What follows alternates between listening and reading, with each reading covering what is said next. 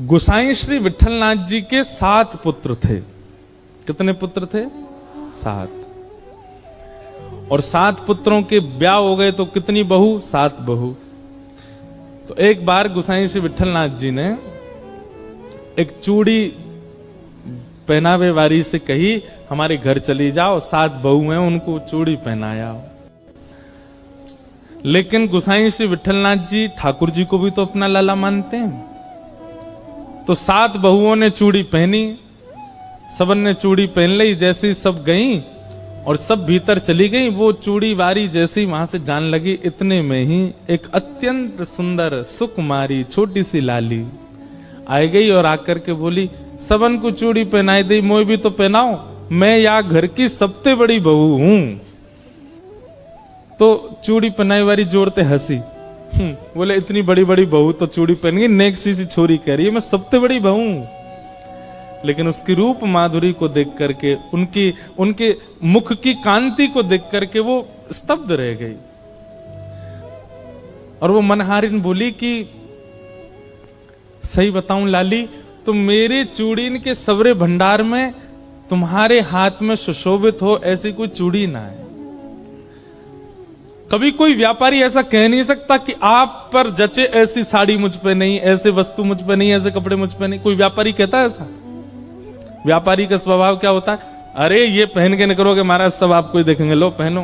व्यापारी तो अपनी चीज बेचना चाहता है, परंतु उन एक सी लाली को देख करके वो मनहारन कह रही है, नेत्रों में आंसू भराए, वो लाली तेरो स्वरूप इतना सुंदर है, तेरे हाथ इतने सुंदर है, तेरो मुखमंडल इतना सुंदर है, मैं तो हस्तकमल देख करके न्यौछावर रह गई हूं। वास्तव में तो मेरे पास तो पहनावे वाली कोई चूड़ी है ही ना है। तो सामने बैठी नेक सी लाली को मुख उतर गए। सबरी बहुवन ने चूड़ी पहन ली, मैं घर की सबसे बड़ी बहू, मैं बिना चूड़ी के कैसे रहूं? तो मनहारन बोली, लाली तू दुखी मत हो, एक काम कर, जे ले, तो इनमें तो जो अच्छी लग रही हो तो खुद ही चुन ले। और नन्ही सी किशोरी जी अपने हाथन से चूड़ी निकाल रही हैं और निकाल के स्वयं नहीं पहननी, वाकू दे रही हैं, लो पहनाओ। और वाह के हाथ से सुंदर चूड़ी पहन करके और छमछम करती लाली चली गई। गुसाई जी ने कही, सबरो धन ले जाइयो मोते, जितनी चूड़ी पहनावे। मनहारन गई और जाके बोली, महाराज पैसा दो। बोले 7 बहुवन के 2-2 हाथ, 14 हाथन में चूड़ी पहनाई, वाके हिसाब से बता दे। बोले 14 नहीं 16। बोले 16 कैसे? बोले 8 बहुवन को चूड़ी पहनाई, 7 तो बड़ी वरिष्ठ सी हट्टी तगड़ी, एक नेक सी और ही छोटी सी, वाकू भी चूड़ी पहनाई है। गोसाई श्री विठलनाथ जी बोले, झूठ बोल रही है, अरे तो पैसा चाहिए मुझे ज्यादा ले ले, तो मेरे घर में तो 7 ही बहू हैं, 8वीं बहू कौन सी आ गई? अरे ना है, ऐसी छोटी सी, और पता कहा कह रही मैं घर की सबसे बड़ी बहू हूं। वहां को तो मुख देख करके, और उनको तो मैंने चुन के पहनाई, पर वो तो खुद ही चुन के पहन के गई है, और वहां को तो मैं 2 पैसा लूंगी आपसे। भैया हल्ला मत करो, सब लोग ध्यान से। गुसाई जी बोले, तू झूठ बोल रही है, ऐसा है ही ना है।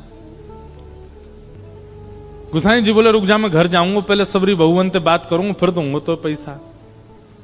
और गुसाई जी ने घर जाके, अरे कौन कौन सी ने चूड़ी पहनी? सबरी बहू आ गई, हमने पहनी। बोले वो मनहारन कह रही 8वीं पहन के गई है। 8वीं कौन है? हम 7 ही हैं घर में। गुसाई जी बोले, वही तो मैं कह रहा हूं।